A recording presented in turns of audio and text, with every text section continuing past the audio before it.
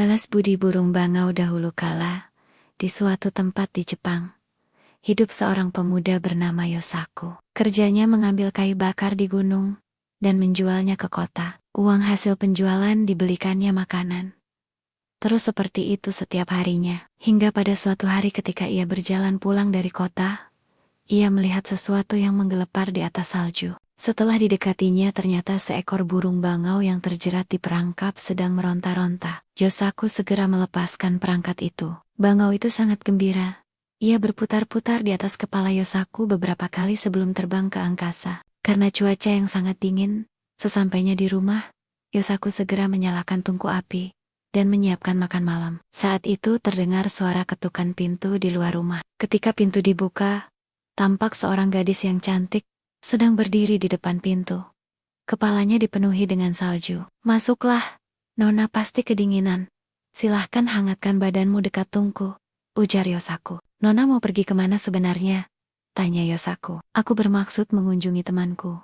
Tetapi karena salju turun dengan lebat, aku jadi tersesat. Bolehkah aku menginap di sini malam ini?" "Boleh saja, Nona.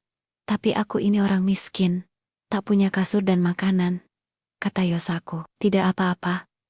Aku hanya ingin diperbolehkan menginap." Kemudian gadis itu merapikan kamarnya dan memasak makanan yang enak. Ketika terbangun keesokan harinya, gadis itu sudah menyiapkan nasi. Yosaku berpikir bahwa gadis itu akan segera pergi.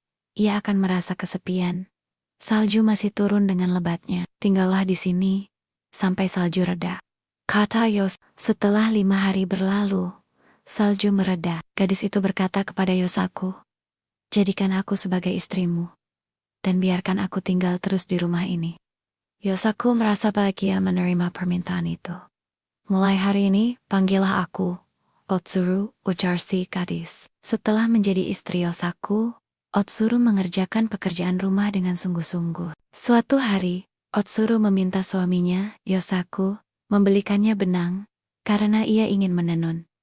Otsuru mulai menenun. Ia berpesan kepada suaminya agar jangan sekali-kali mengintip ke dalam penyekat tempat Otsuru menenun.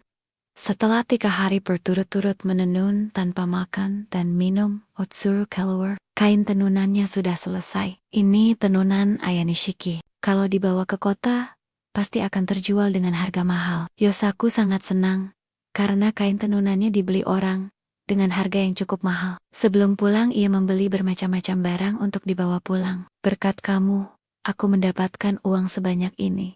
Terima kasih istriku." Tetapi sebenarnya para saudagar di kota menginginkan kain seperti itu lebih banyak lagi. "Baiklah, akan aku buatkan," ujar Otsuru. Kain itu selesai pada hari keempat setelah Otsuru menenun. Tetapi tampak Otsuru tidak sehat dan tubuhnya menjadi kurus. Otsuru meminta suaminya untuk tidak memintanya menenun lagi. Di kota, sang saudagar minta dibuatkan kain satu lagi untuk kimono Tuan Putri.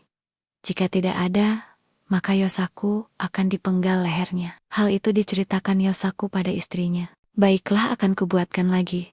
Tetapi hanya satu helai ya," kata Otsuru. Karena cemas dengan kondisi istrinya yang makin lemah dan kurus setiap habis menenun, Yosaku berkeinginan melihat ke dalam ruangan tenun. Tetapi ia sangat terkejut ketika yang dilihatnya di dalam ruang menenun, ternyata seekor bangau sedang mencabuti bulunya untuk ditenun menjadi kain. Sehingga badan bangau itu hampir gundul kehabisan bulu. Bangau itu akhirnya sadar dirinya sedang diperhatikan oleh Yosaku. Bangau itu pun berubah wujud kembali menjadi Otsuru. "Akhirnya kau melihatnya juga," ujar Otsuru. "Sebenarnya aku adalah seekor bangau yang dahulu pernah kau tolong. Untuk membalas budi aku berubah wujud menjadi manusia dan melakukan hal ini," ujar Otsuru. "Berarti sudah saatnya aku berpisah denganmu," lanjut Otsuru. "Maafkan aku. Kumohon jangan pergi," kata Yosaku. Otsuru akhirnya berubah kembali menjadi seekor bangau. Kemudian ia segera mengepakkan sayapnya terbang keluar dari rumah ke angkasa. Tinggallah Yosaku sendiri yang menyesali perbuatannya.